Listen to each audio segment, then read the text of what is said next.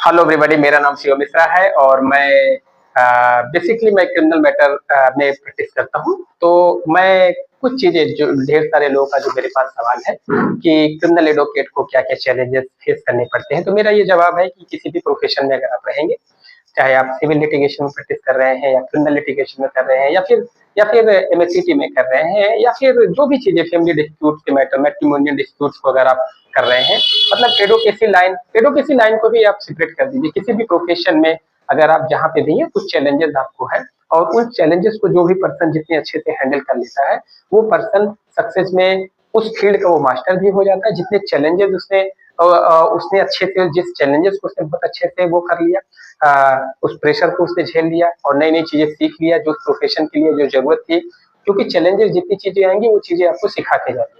तो जितनी चीजें आप सीखेंगे, जितनी चीजें आप डेवलप करेंगे और जो मिस्टेक्स आपने किया होगा उसको आप करेक्ट करेंगे, तो डेफिनेटली किसी भी प्रोफेशन में आप रहेंगे तो डेफिनेटली आप वहाँ पे बहुत अच्छे लेवल पे जाएंगे और बहुत अच्छा सक्सेस कर पाएंगे। तो क्रिमिनल लिटिगेशन में जो ज्यादातर लोगों के सवाल ये है कि क्रिमिनल एडवोकेट को किन किन क्या क्या चैलेंजेस होते हैं, तो मैं पहली लाइन में एक लाइन जो मैं आपको बता दूं कि जो जो लॉ एक डायनेमिक है। मैंने हमेशा ये चीजें बताया है कि जो कानून है वो डायनेमिक है, हमेशा चेंजेस होता रहता है, हमेशा अपडेट होता रहता है।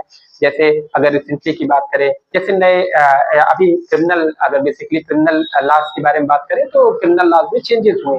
तो जैसे बीएनएसएस आ गया, बीएनएस आ गया, भारतीय साक्ष्य अधिनियम आ गया। इन लोगों ने पहले सीआरपीसी, आईपीसी और इंडियन एविडेंस एक्ट का जगह ले लिया। तो लॉ एक डायनेमिक है, तो ऐसा नहीं है नए नए एक्ट्स लेजिस्लेचर ने पास किया। आईपीसी में जो ऑफेंसेस नहीं थे, जैसे स्नैचिंग नहीं था, मॉब लिंचिंग का ऑफेंसेस नहीं था, तो इन सारी चीजों को क्या किया, जो पार्लियामेंट ने क्या किया, जो सोसाइटी के अकॉर्डिंग जो जरूरत रहती, उन सारी चीजों को पार्लियामेंट ने, लेजिस्लेचर ने क्या किया, उसको एक्ट बनाया और वो पास किया, जिससे सोसाइटी में जो चीजों के लिए जरूरत हो उन सारी चीजों के लिए, जिससे सोसाइटी में बैलेंस हो पाए। और उन सारी चीजों के लिए कानून हमेशा बदलता रहता है, नए नए एक्ट पास होते रहते हैं। जैसे रिसेंटली अगर मैं पहले की बात करूं, जैसे एडल्ट्री को ऑनरेबल अपेक्स कोर्ट ने क्या किया, रिसेंटली जजमेंट था, उसमें एडल्ट्री को उन्होंने क्या कर दिया, उन्होंने उसको ऑफेंस नहीं बताया।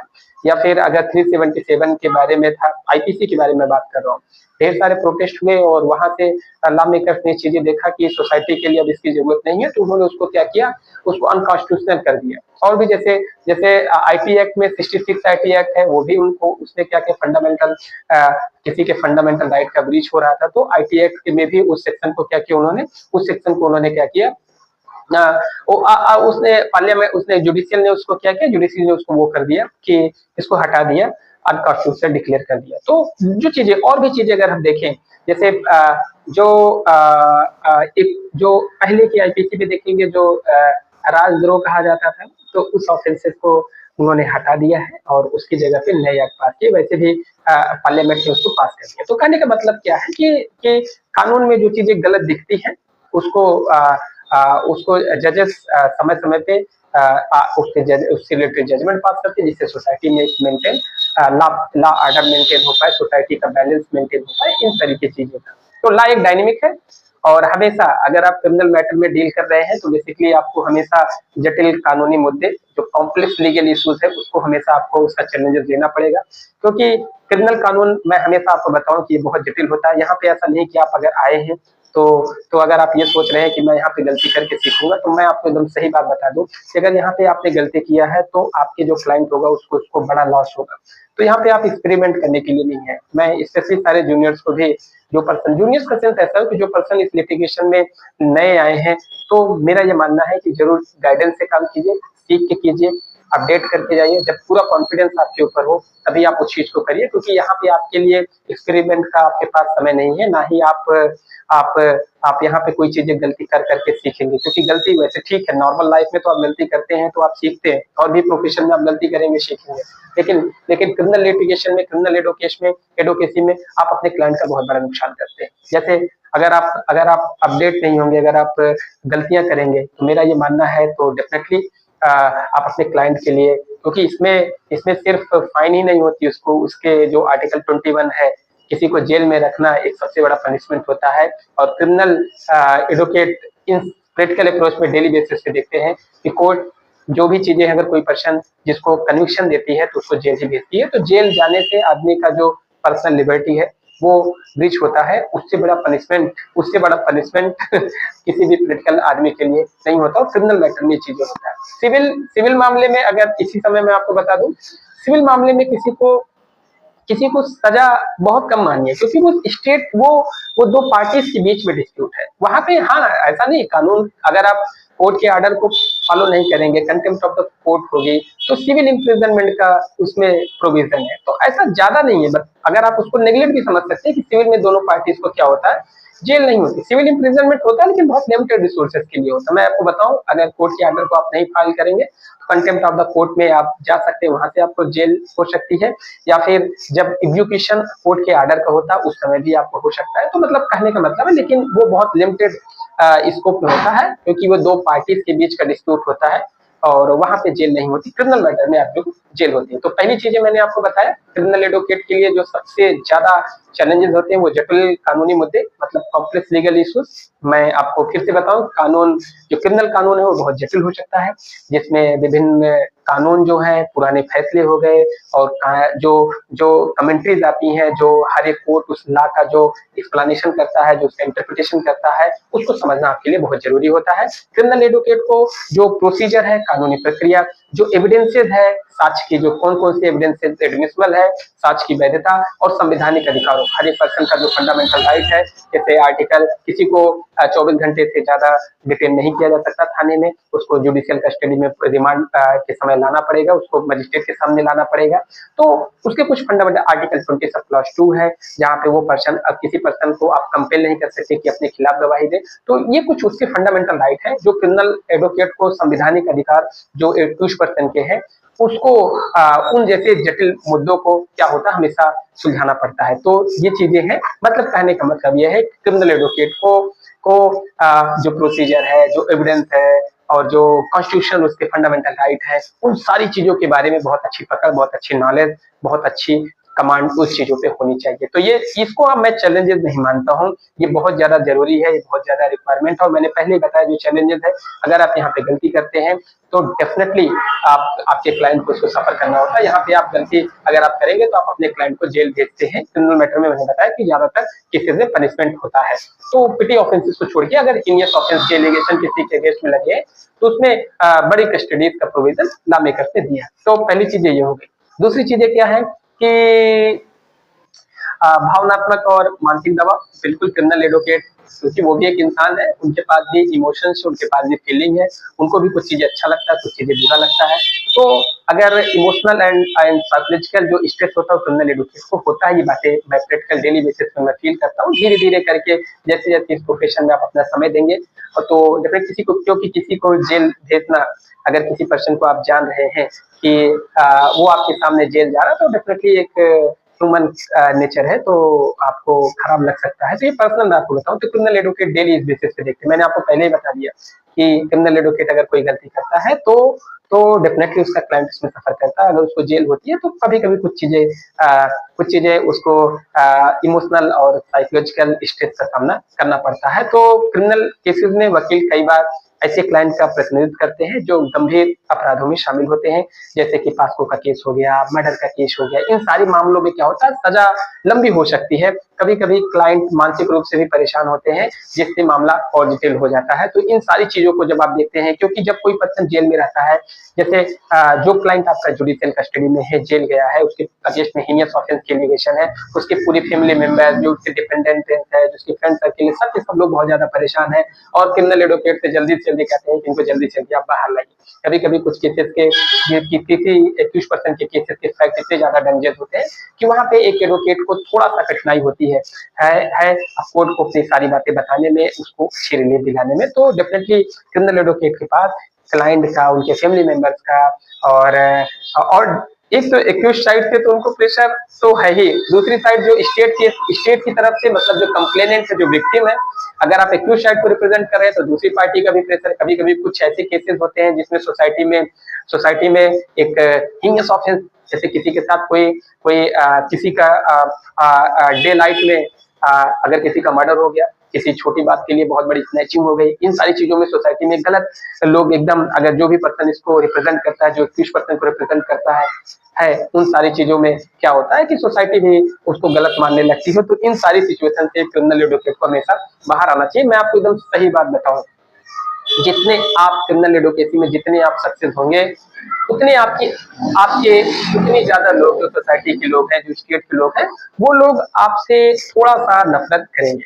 जैसे मैं आपको प्रैक्टिकल अप्रोच में बताऊं, आज की डेट तक अगर मैं बैठा हूं तो मैंने जहां तक मुझे याद है कि कई ऐसे केसेस हैं, कई ऐसे केसेस का मतलब मुझे लग रहा है कम से कम 150 से 200 केसेस ऐसे आए जो हाई प्रोफाइल केसेस थे, जिससे मैंने उनको या तो जुडिशियल कस्टडी से बाहर किया या फिर उनको एक्विटल किया, जिससे सोसाइटी में गलत मैसेज। मैं आपको एकदम क्लियर बात, सोसाइटी में गलत मैसेज का मेरा मतलब ये है कि जो लोग जैसे नहीं जानते, क्योंकि जो कोर्ट है वो बेसिकली एविडेंस पे ही अपना फैसला सुनाती है, ना कि वो इमोशनल होके, सेंटिमेंटल होके। तो क्लाइंट की तरफ से अगर मैंने रिप्रेजेंट किया, उसको सही बातें कोर्ट को बताया, प्रोसिक्यूशन अपने केस को नहीं सिद्ध कर पाया, तो इसमें बेनिफिट ऑफ डाउट हमेशा 21% को मिलता है। और प्रोसिक्यूशन अगर अपने केस को नहीं प्रूव कर पाए तो इसमें 21% एक्विटल होता है। तो कई कई ऐसी बात होती है जब वो न्यूज़पेपर में या फिर जब इंटरव्यूज होते हैं, तो उसमें ये बताया जाता है कि इनको इन्होंने एक्विटल करा दिया, उनको छुड़ा दिया, गैंग रेप के केस थे, मर्डर के केसेस थे, स्नैचिंग के केसेस थे, चोरी के केसेस थे, लूट के केसेस थे। तो इन सब केसेस में, या क्रिमिनल मिसब्रीच ऑफ ट्रस्ट था, चीटिंग के केस थे, जब इन सब केसेस में या फिर इंजरीज बॉडी के अगेंस्ट में जो किसी को ग्रीवियस हर्ट पहुंचाया गया, किसी को इंजरीज पहुंचाई गई, तो इन सब किसी ने बहुत बड़ा फ्रॉड कर दिया, किसी की प्रॉपर्टी को उन्होंने पोजीशन ले लिया। तो अगर इन सारी चीजों को सोसाइटी में अगर किसी के अगेंस्ट में एलिगेशन लगता है, अगर वो पर्सन एक्विटल हो जाता है, जैसे किसी पर्सन की रिसेंट मैं आपको बताऊं, कुछ केसेस मैंने डील किया जिसमें मेरे क्लाइंट के अगेंस्ट में अप्रॉक्सीमेटली 100 से ज्यादा क्रिमिनल केसेस थे।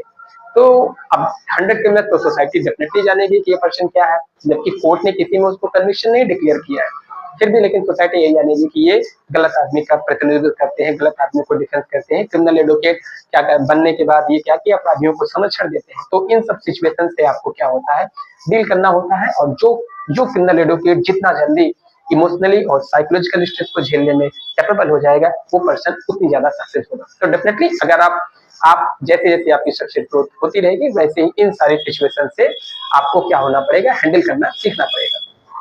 तो ये चीजें हो गई। कुछ चीजें और, जैसे एक चीजें मैं आपको बता दूं, और क्या चैलेंजेस होते हैं, न्याय और क्लाइंट के हितों में बैलेंस, मतलब balancing between justice and client interest. जो क्लाइंट का इंटरेस्ट है और जो न्याय है, उनके बीच में भी आपको बैलेंस बनाने का काम करना होता है, और ये बहुत बड़े चैलेंजेस होते हैं। जैसे वकील को अपने क्लाइंट का बचाव करते हुए न्याय के साथ संतुलन बनाए रखना पड़ता है। उदाहरण के लिए, जैसे मैं आपको एग्जांपल के लिए बताऊं कि यदि क्लाइंट गलत है तो भी वकील को फिर भी उसे सही तरीके से अदालत में बचाने का प्रयास करना होता है। यह संतुलन बनाए रखना व्यक्तित्व और पेशेवर दृष्टिकोण से थोड़ा सा कठिन होता है। जैसे मेरे आंखों के सामने किसी ने कोई सीनियस ऑफेंस कर दिया, जिसको मैं प्रैक्टिकली मैं जानता हूँ। कई ऐसे केसेस हैं जिसको मैं पर्सनली जानता हूँ कि वो उस पर्सन ने वो गलती किया है। तो अब इस सिचुएशन में अगर वो पर्सन मुझे ही वकील कर ले, तो मेरी क्या ड्यूटी, मेरी ड्यूटी ये है कि उसकी बातों को सही तरीके से कोर्ट में रखना, उसके इंटरेस्ट के लिए, जिससे उसकी बातों को मुझे रखना। क्योंकि अल्टीमेट देखिए, वकील का काम है केवल अपनी बातों को कोर्ट के सामने रखना। जज जज जज मेरा काम जज बनने का नहीं। हर एक पर्सन की अपनी अपनी ड्यूटी है। मेरी ड्यूटी क्या है, मेरी ड्यूटी ये है कि अपने क्लाइंट के फैक्ट को, अपने केस को बेहतर तरीके से कोर्ट के सामने रखना कि ऐसी ऐसी पॉसिबिलिटीज है, ऐसी चीजें हुई। बाकी जो अल्टीमेट जज का काम है वो जजमेंट देने का। तो इन सारी चीजों में मैंने आपको बताया कि आपको कभी कभी मैं आपको, जैसे कई ऐसे केसेस जिनको पर्सनली मैं जानता हूँ कि ये चीजें गलत, लेकिन फिर भी मैंने उनको डिफेंस किया, क्योंकि ये मेरी प्रोफेशनल एथिक्स है।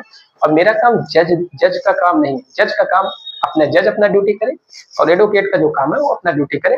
तो इन सारी चीजों के बारे में भी आपको क्या होना होता है, आपको बैलेंस बनाना पड़ता है। जो भी पर्सन इन सारी चीजों को बैलेंस अच्छे से बना ले, अब देखेंगे कोई ऐसे, अब बेसिकली अगर मैं बताऊं, जो क्रिमिनल एडवोकेट, जैसे पर्सनली मेरे बारे में, मैं डिस्ट्रिक्ट एंड सेशन कोर्ट में प्रैक्टिस करता हूँ, तो ज्यादातर इसी जिले का हूँ, इसी जिले के मैटर्स आते हैं, तो ज्यादातर केसेस में मुझे सच्चाई पता रहती है कि इस पर्सन को झूठा बताया गया है या फिर इस पर्सन ने ऑफेंस ऐसा किया है।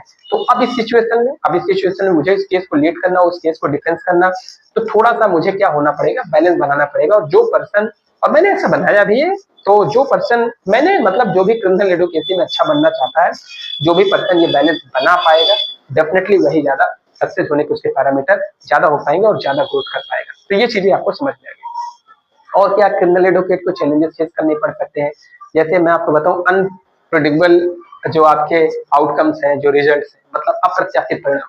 कभी कभी हम सोचते हैं हमारे केस के फैक्ट बहुत अच्छे हैं, हमारे फेवर में है, हम इसमें एक्विटल हो जाएंगे, बट वो जज को, क्योंकि सुप्रीम कोर्ट ने कुछ केसेस में, जितने केसेस में उन्होंने आपके फेवर में ऑर्डर दिए हैं, उतने ही केसेस में सुप्रीम कोर्ट ने उसका इंटरप्रिटेशन आपके अगेंस्ट में भी किया है। तो जज के पास दोनों है, उसके पास हजारों जजमेंट आपको एक्विटल करने का भी है और हजारों जजमेंट आपको कन्विक्शन करने का। तो इसलिए इस क्रिमिनल जो जूरिस्प्रूडेंस है, जो क्रिमिनल मैटर्स को जो एडवोकेट डील करते हैं, तो वो अप्रत्याशित परिणाम कभी कभी उनको मिलता है। वैसे ठीक है, कानून रूल ऑफ लॉ में हम लोग रह रहे हैं, तो ज्यादातर प्रैक्टिकल अप्रोच में क्या है कि हम लोग को भी केसेस पता होता है, किस केसेस में कन्विक्शन होने के चांसेस ज्यादा कन्विक्शन होगा या एक्विटल होगा, क्योंकि केस के फैक्ट आदमी वही पढ़ता है, वही जानता है, उसी की बेस पे ही जज फैसला करते हैं। फिर भी लेकिन मैं आपको बताऊं, कभी कभी कुछ ऐसे सिचुएशन, वैसे क्रिमिनल एडवोकेट में आपको एकदम सही बात बताऊं कि उसको जजमेंट रिजल्ट सब पता होता है। पता का मतलब उसकी पॉसिबिलिटी ज्यादा होती है, उसको रिजल्ट ज्यादा, क्योंकि वो केसेस वही उसी नेचर के केसेस कर रहा है, तो जज के नेचर बिहेवियर को जानता है, तो उसमें क्या रिजल्ट होंगे तो डेफिनेटली वो जानता है। लेकिन कभी कभी क्रिमिनल केसों के परिणाम हमेशा अनुमानित नहीं होते हैं। अदालत में जज का फैसला और जो उसका विचार और जो गवाहों का बयान केस को पूरी तरीके से बदल सकता है। इसलिए वकील को हर स्थिति के लिए, क्रिमिनल एडवोकेट को हर स्थिति के लिए हमेशा तैयार होना चाहिए, हमेशा रिलैक्स नहीं होना चाहिए। आप हमेशा अपना बेस्ट दीजिए, ऐसा मत सोचिए, आप श्योर मत रहिए। अगर होस्टाइल विटनेस है, मैं ये सब बातें आपको क्यों बता रहा हूँ, जैसे अगर होस्टाइल विटनेस है तो जो जो वो एक्यूज साइड के एडवोकेट होंगे वो सोचेंगे केस एक्विटल हो जाएगा, लेकिन एक्यूज साइड में भी अगर आप होस्टाइल है तो डेफिनेटली आपको और ज्यादा मेहनत और ज्यादा ईमानदारी से करना होता है, क्योंकि जो फाल्सेसिस उनो फाल्सेसिस ओमनिबस का प्रिंसिपल हमारे इंडिया में, इंडियन जुडिशरी में, क्रिमिनल जस्टिस सिस्टम में अप्लीकेबल नहीं होता है। मतलब सही बात क्या है कि जजेस के पास ये है कि वो, क्योंकि होस्टाइल कोई विटनेस अगर हो गया है तो ऐसा नहीं है कि उसको डिस्कार्ड कर दिया। जज को जो भी चीजें उसमें लेना होगा, जो प्रोसिक्यूशन के केस को सपोर्ट करेगा या डिफेंस केस को, जज उसको चूज कर सकता है और केस को फैसला दे सकता है। कई ऐसे केसेस मैंने देखे हैं जिसमें प्रोसिक्यूशन के जो विटनेसेस है वो पूरी तरीके से होस्टाइल हो गए, बट उसमें रिजल्ट जो हुआ वो ऑनरेबल कोर्ट ने रिजल्ट में कन्विक्शन दिया। कई ऐसे केसेस मैंने दिए जिसमें सब वो चीजें थी। तो कभी कभी अप्रत्याशित परिणाम आ सकते हैं, क्योंकि कोर्ट के पास क्या है, कोर्ट का जो डिस्क्रिएशन है, जो उसका पर्सनल ओपिनियन है, जो थॉट प्रोसेस है, वो उसके अप्लीकेबल होगा, लेकिन ये कम केसेस में आता है। Generally rule of law he applicable है। क्रिमिनल एडवोकेट जो प्रैक्टिस करते हैं उनको पहले से पता होगा इस केस के फैक्ट में रिजल्ट आने की क्या पॉसिबिलिटीज है। लेकिन कभी कभी ऐसी सिचुएशन होती है जो मैंने आपको डिस्कस किया, तो अप्रत्याशित परिणाम डेफिनेटली आपको उसके लिए अलर्ट रहना चाहिए। और डेफिनेटली ये सारी चीजें हैं जो क्रिमिनल एडवोकेट जितनी ज्यादा इसको समझ पाएगा, जितनी जल्दी इस चीज को एक्सेप्ट कर पाएगा कि इस प्रोफेशन में अप्रत्याशित परिणाम आ सकते हैं, तो उतना ज्यादा सक्सेस होने के चांसेस उसके और ज्यादा होते हैं। आगे क्या है जो मैं आपको बता सकता हूँ, पब्लिक स्क्रूटनी और प्रेशर, जैसे सार्वजनिक निगरानी और दबाव का भी क्रिमिनल एडवोकेट सामना करते हैं। जैसे कोई हाई प्रोफाइल मामले में वकील को सार्वजनिक आलोचना का सामना करना पड़ सकता है।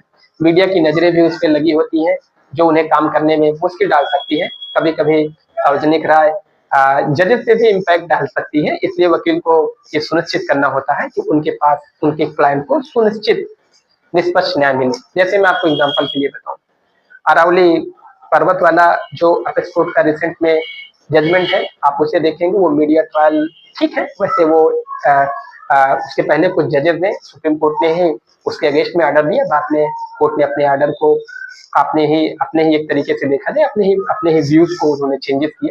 रिसेंटली आपको कुलदीप सिंह सेंगर का केसेस देखें, तो कुलदीप सिंह सेंगर का केसेस जो है उसमें भी जब सोसाइटी में जब जो लोग उसके अगेंस्ट में आए, तो ऑनरेबल हाई कोर्ट, वैसे मैं आपको बहुत सही बात बताऊं कि ऑनरेबल हाई कोर्ट ने उसमें उनको उसमें हाई कोर्ट ने प्राइम फेसाई देखा, उसमें उन्होंने जुडिशियल कस्टडी उनको बेल दिया। मैं आपको बहुत क्लियर बात बता दूं, वैसे उस केस की मेरिट पे मैं नहीं जाऊंगा, जज का अपना मामला है, लेकिन मैं आपको बहुत सही चीज बताऊं कि मीडिया ट्रायल में कुलदीप सिंह सेंगर को क्या बना दिया गया, कन्विक्शन करने के लिए बना दिया। लेकिन एक चीज समझिए, कोई पर्सन जो एफआईआर लिखा था उसमें वो नेम्ड नहीं, जैसे ठीक है, उन सब कुलदीप सिंह सेंगर के केस को आप समझने की कोशिश ऐसा कर सकते हैं कि एक आदमी, उसके साथ कोई ऑफेंस हो जाता है, अब कोई ऑफेंस हो जाता है तो वो पर्सन उसकी शिकायत कहीं नहीं करती, और जब उसने रिटर्न शिकायत किया तो उसने उस एक्यूज पर्सन का नाम नहीं लिया।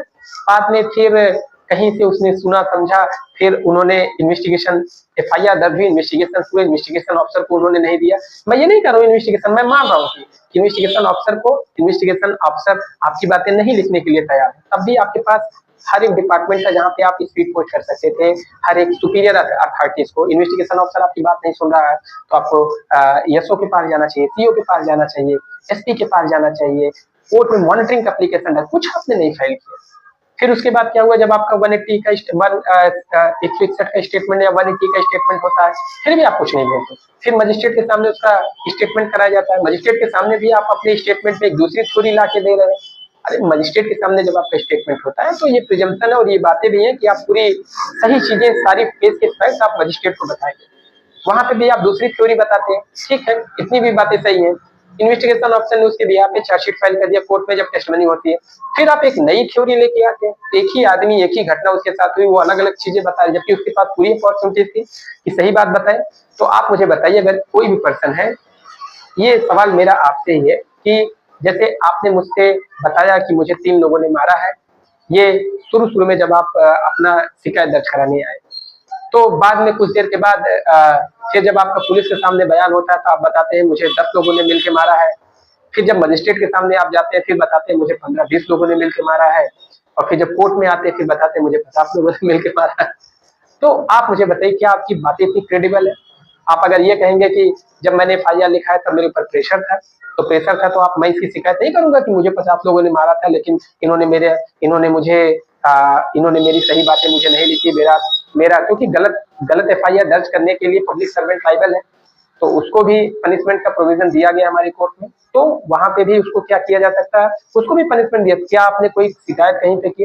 एफआईआर मेरा आपने नहीं लिखा, दरोगा या फिर जो स्टेशन ऑफिसर था उसका दीवान था, उन्होंने उसको तहरीर बदला, तो आपको हर जगह एप्लीकेशन देनी चाहिए, कंप्लेनिंग देना चाहिए। आप कहीं, आप घर पे नहीं जा सकते हैं, ठीक, आप कहीं जाके शिकायत नहीं फिजिकल कर सकते हैं, ऑनलाइन तो कर सकते हैं।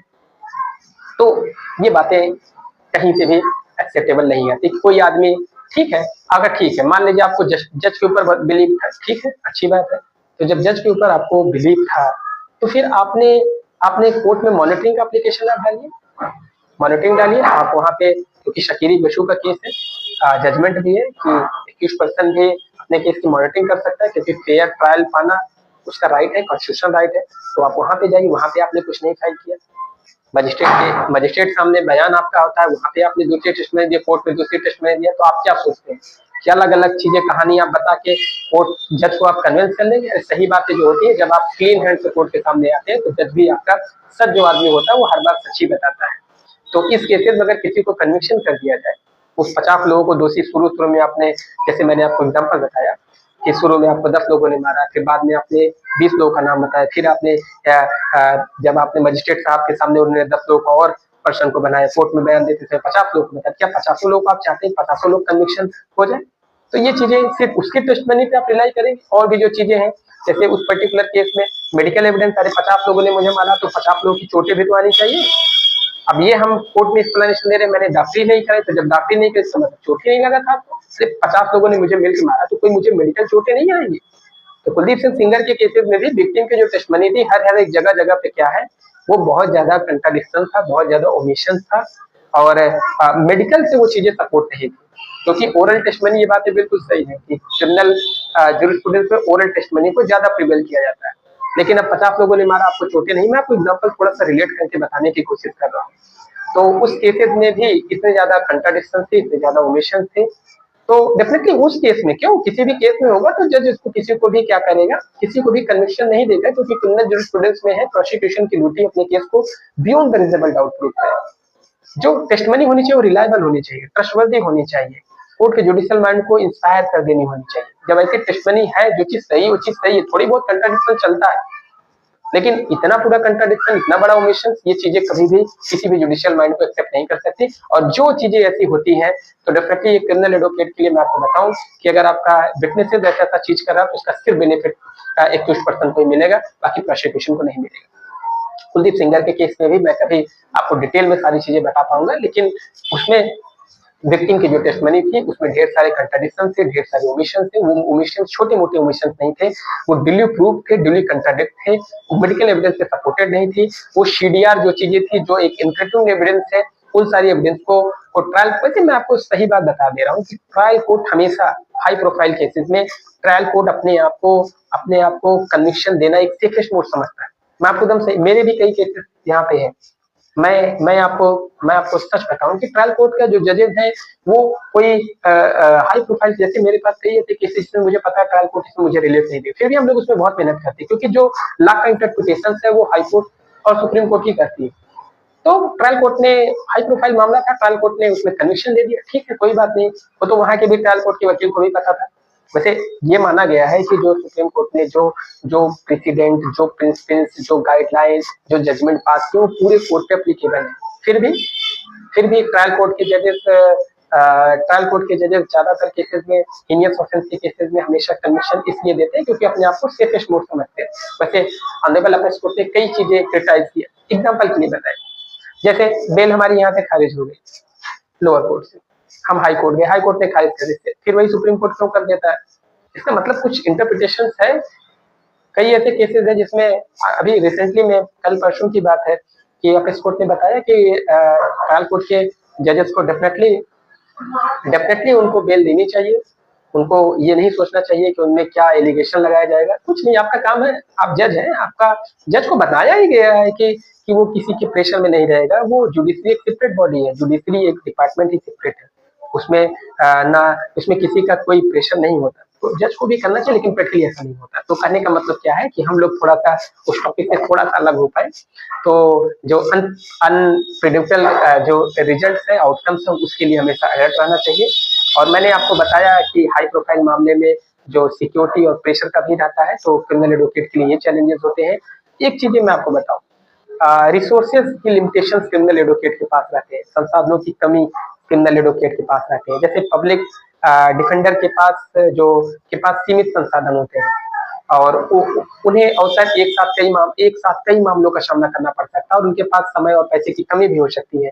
केस की जांच करना है, साक्ष्य एविडेंस कलेक्ट करना है, एक्सपर्ट को नियुक्त करना है, ये सब एक्सपेंसिव हो सकते हैं। तो कहने का मतलब क्या है कि संसाधन क्रिमिनल डिफेंस लॉयर के पास ये भी एक चैलेंजेस होता है।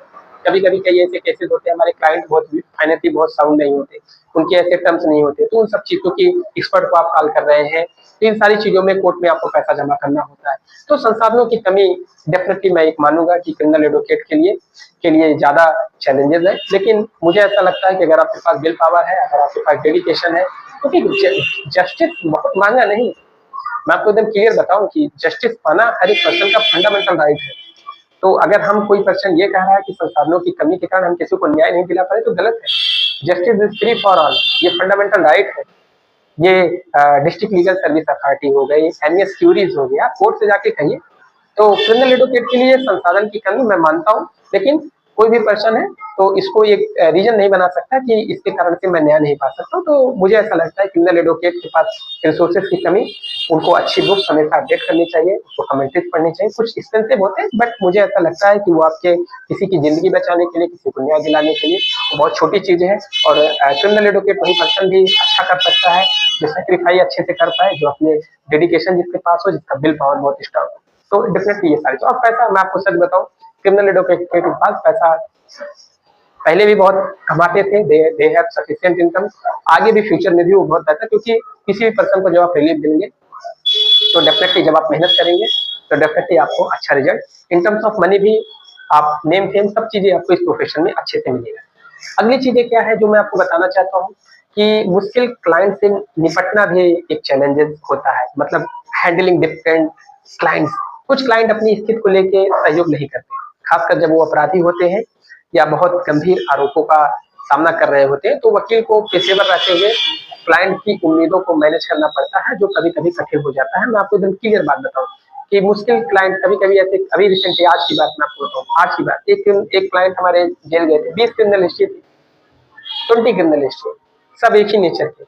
अब वो हमसे एक्सपेक्टेशन रखते हैं कि ये हमने लूट का मामला है, स्नैचिंग का, केस में स्नैचिंग का एलिगेशन है, तो मजिस्ट्रेट ट्रायल केस है, 3 साल तक लॉ मेकर्स उसने सजा दिया। नया नया बीएनएस में आया है, बीएनएस में आया है ये, तो नया एक्ट है।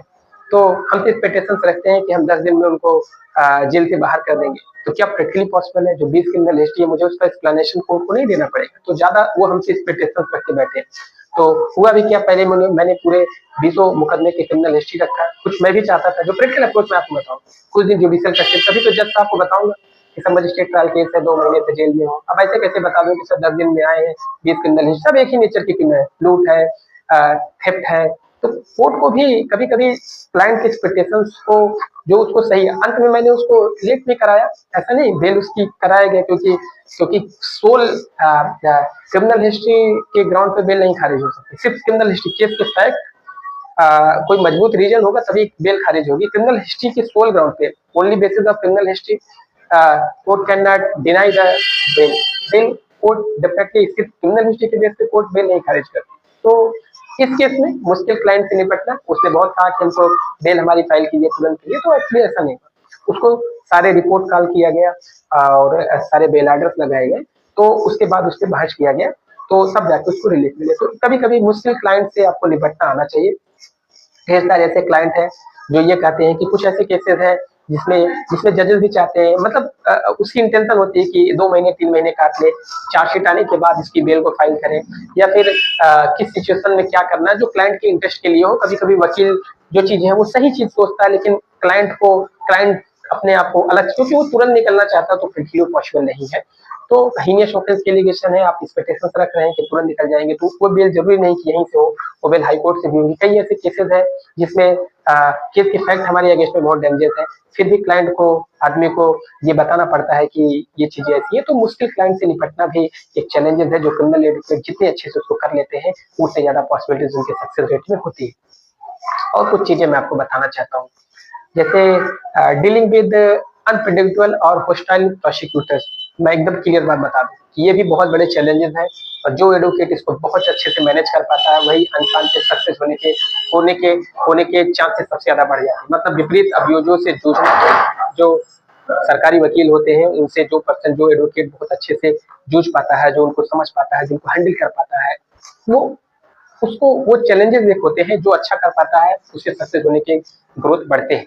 मतलब क्रिमिनल वकील कभी कभी ऐसे पब्लिक प्रोसिक्यूटर से जूझते हैं जो बहुत आक्रामक और दृढ़ होते हैं, वे क्लाइंट को अधिकतम सजा दिलाने की कोशिश करते हैं। ऐसे में वकील को बहुत कूल माइंड से काम करना होता है, और कानूनी प्रक्रिया का पालन करते हुए अपने क्लाइंट का बचाव करना होता है। इसको बहुत ज्यादा नहीं, लेकिन मैं आपको एकदम क्लियर बात बताऊं कि जो प्रोसिक्यूटर होते हैं, वो उनसे आपको क्रिमिनल एडवोकेट को, उसको आपको मैनेज करना होता है। मैनेज का सेंस ऐसा नहीं, मतलब जो प्रोसीजर उसके हिसाब से, जैसे पब्लिक प्रोसिक्यूटर कभी भी लीडिंग क्वेश्चन एग्जामिनेशन चीफ में नहीं करा सकते बिना कोर्ट के परमिशन से, तो डेफिनेटली आपको उसको अपोज करना चाहिए। जो लॉ ने जो दिया है, रूल ऑफ लॉ, जो प्रोसीजर दिया उस हिसाब से कराएं। तो कभी कभी जब उसको नहीं फॉलो करते, तो डेफिनेटली ये चैलेंजेस होते हैं। जो क्रिमिनल एडवोकेट जो इसको बहुत अच्छे से डील कर पाता, मैनेज कर पाता, वही उसके सक्सेस होने के चांसेस ज्यादा बढ़ते हैं।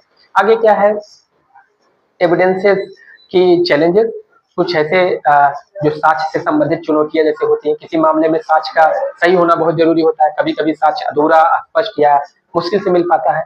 जांच, गवाहों से पूछताछ और साक्ष्य की वैधता की चुनौती एक वकील के लिए कठिन हो जाती है। कहने का सीधा मतलब ये है कि साक्ष्य से संबंधित चुनौतियां ज्यादातर, जैसे क्या है कि हस्बैंड मैट्रिमोनियल डिस्प्यूट में तो ऑनरेबल अपील कोर्ट ने बताया कि दोनों की कॉल रिकॉर्डिंग, पति पत्नी के बीच की रिकॉर्डिंग, वो एक्सेप्टेबल है। लेकिन आप क्रिमिनल मैटर में उसको, क्योंकि वो प्रिविलेज कम्युनिकेशन में आता है, तो थोड़ा सा चैलेंज, कौन कौन सी चीजें एक्सेप्ट होंगी, कौन कौन सी चीजें एक्सेप्ट नहीं होंगी, एविडेंस कौन कौन से कोर्ट को रखी जा सकती, किस मैनर से रखी। जैसे पहले 65B का सर्टिफिकेट लगना होता था, अब उसमें चेंजेस होकर सर्टिफिकेशन रखना होता है। पेनड्राइव कैसे होती है, इलेक्ट्रॉनिक एविडेंस कैसे का, तो एविडेंस को जो एडमिसिबिलिटी है, एविडेंस कैसे कोर्ट में पढ़ा जाएगा, एग्जिबिट कब पढ़ेगा, तो इन सारी चीजों को जूझना होता है। और जो, अगर आपने, जैसे आपके दो क्रॉस केस है, दोनों क्रॉस केस है, अगर आपने आपने उसमें आप एक अगर एप्लीकेशन देते हैं कि दोनों क्रॉस केस है, दोनों को एक साथ पढ़ा जाए, तब कोर्ट उसको पढ़ती है। बाकी क्रॉस केस में डेफिनेटली आपको एप्लीकेशन देना चाहिए कि इसका नंबर में भी क्रॉस केस है, इसके एफआईआर और इसके चार्जशीट को एक साथ इस पत्रावली पे बहस के समय रखा जाए, तब कोर्ट उसका, अगर आप एप्लीकेशन ही नहीं देंगे तो पढ़ा ही नहीं जाएगा। कभी अच्छा, जैसे एग्जांपल के लिए आपके पास ढेर सारे एविडेंसेस है, लेकिन आपने फोटोकॉपी डाला, तो क्या फोटोकॉपी एडमिसिबल है? नहीं एडमिसिबल है। अगर उसने एडमिशन नहीं किया है किस पर्सन ने, तो एडमिशन चाहे कितनी कोजेंट आपके पास जीरोक्स कॉपी है, तो वो इंडियन एविडेंस एक्ट में जो पहले भारतीय साक्ष्य अधिनियम था बीएसए आने के बाद, क्या वो एडमिसिबल है? तो एडमिशन कैसे होगा, एडमिसिबिलिटी उसकी कैसे होगी? जब सही तरीके से रहेगा तो ही डेफिनेटली वो पढ़ा जाएगा और कोर्ट उसके बेसिस पे जजमेंट कर पाएंगे। तो साक्ष्य से संबंधित चुनौतियां एक क्रिमिनल डिफेंस लॉयर के लिए होती हैं, और धीरे धीरे जो ये चीजें चुनौती को कर पाता है वो आगे बढ़ पाता है। और क्या चुनौती होती है? मुझे लगता है कि नैतिक दुविधाएं, कभी कभी कुछ चीजें हमको, जैसे मैं भी एक इंसान हूँ, मुझे मैं भी in the sense criminal advocate भी एक इंसान होते हैं, उनको भी इथिकल डायलेमा, किसी ने किसी का मर्डर कर दिया तो घर वाले भी कहेंगे नहीं, इसको नहीं छुड़ाना है। क्रिमिनल वकील को कभी कभी अपने क्लाइंट से संबंधित नैतिक दुविधाओं का सामना करना पड़ता है। कुछ क्लाइंट उनको गलत जानकारी देते हैं, जबकि क्रिमिनल एडवोकेट को पता होता है, तो उनको थोड़ा सा खराब लगता है, जो वकील को पेशेवर रूप से सही तरीके से काम करने में मुश्किल डाल सकती है। वकील को हमेशा अपनी नैतिक जिम्मेदारियों का पालन करना पड़ता है। तो जो मोर इथिकल डायलेमा है उसमें वो भी एक चैलेंजेस है, नैतिक दुविधा है। कभी कभी कुछ चीजें हमको खराब लगेंगी, लेकिन फिर भी उसको हमको प्रोफेशनल से हैंडल करना पड़ता है। तो इन सब चीजों को जो बहुत अच्छे से टैकल कर पाता है, हैंडल कर पाता है, वही उसके सक्सेस रेट के चांसेस ज्यादा होते हैं। एक कंटिन्यू एजुकेशन, ये मैंने हमेशा बताया, लाइफ डायनेमिक है, निरंतर शिक्षा आपको लेनी पड़ेगी। क्रिमिनल लॉ समय समय पर बदलता रहता है, नए कानून आते रहते हैं, फैसले, कानूनी डॉक्यूमेंट्री, कानूनी प्रवृत्तियां सामने आती रहती है। वकील को अपने ज्ञान को अपडेट रखना जरूरी होता है, ताकि वो अपने क्लाइंट को सही सलाह और बचाव दे पाए। तो इसमें कोई बहुत बड़ी बात नहीं है, ये क्रिमिनल एडवोकेट के लिए कोई चैलेंज नहीं है, ये उसको करना पड़ेगा, और जो आदमी जितना अच्छे से करेगा डेफिनेटली उसके सक्सेस होने के चांसेस ज्यादा है। एक बात और मैं बताना चाहूंगा कि जो जजेस होते हैं उनके भी माइंड सेटअप को आपको समझना है। अच्छा वकील वो होता है जो जजेस को समझता है। मैं आपको बहुत क्लियर बात बताऊं, कुछ ऐसे जज हमारे यहाँ है जो, ये हर जगह है, जो इस नेचर के ऑफेंसेस में आपके फेवर में ऑर्डर नहीं देंगे, इस नेचर के केसेस में आपके फेवर में ऑर्डर देंगे। ये चीजें उनको खराब लगती है, ये चीजें उनको अच्छी लगती हैं, वो इस इस चीज को इतने दिन में करते हैं, इस चीज को इतने दिन में करते हैं, वो ऐसी एक्सपेक्टेशन करते हैं, क्योंकि जज भी एक ह्यूमन है। तो जो इंसान जितनी ज्यादा जजेस को समझ पाता है, जितनी ज्यादा अच्छे से उनकी अंडरस्टैंडिंग, मतलब ये है कि उनके जजमेंट, जैसे किसी जज के पास आपकी फाइल गई तो आप उसकी प्रीवियस ई कोड से आप उसके सारे जजमेंट डाउनलोड कर लीजिए, पढ़ लीजिए, आपको खुद ही पता चल जाएगा उनकी थॉट प्रोसेस क्या है, उनकी मेंटालिटी क्या है, वो क्या चाहते हैं, कैसे वो फेवरेबल रिजल्ट देते हैं, इस केस में दे पाएंगे कि नहीं, तो आपको सारी चीजें पता पाएगा। तो जूरी या फिर जजेस, उनका इम्पैक्ट भी एक चैलेंजेस होते हैं हर एक एडवोकेट के लिए। मेरा ये मानना है कि जो जजेस की जो मानसिकता है, मेंटालिटी है, और उनके जो जो जजमेंट है, वो केस में के परिणाम पर निर्भर करते हैं। जजेस का जो माइंड सेटअप, डेफिनेटली वो आपके केस के रिजल्ट पे, केस का जजेस का जो माइंड सेटअप होता है और जो उनके निर्णय पर भी केस का परिणाम निर्भर करता है। जो जजेस का जैसी थिंकिंग है, जैसा थॉट प्रोसेस, उस हिसाब से उनका जजमेंट भी होता है। क्रिमिनल वकील को यह समझने की जरूरत होती है कि जज कैसे सोच सकते हैं, और उन्हें अपनी अपनी रणनीति उस आधार पर बनाई चाहिए, जैसे वो क्लाइंट को सबसे ज्यादा अच्छा रिजल्ट दिला पाए। तो ये सारी कुछ चीजें हैं जो क्रिमिनल एडवोकेट को डिफिकल्टीज चैलेंजेस करना पड़ता है। मुझे उम्मीद है कि आपको ये बातें, ये बहुत कंप्लीट चीजें नहीं, ये कुछ ऐसी चीजें हैं जो मैं रेगुलर बेसिस पे देखता हूँ। मैंने समझा कि मैं आप सब लोगों के लिए, एक क्रिमिनल एडवोकेट के लिए क्या क्या चैलेंजेस उसके प्रोफेशन के लिए आते हैं, और उसको कैसे अपने आप को और बेहतर कर सकता है। तो मेरे हिसाब से ये कुछ जरूरी चीजें थी जो मैंने आपके सामने रखा। उम्मीद करते हैं आपको ये चीजें यूजफुल लगी। तो डेफिनेटली ऑल द बेस्ट।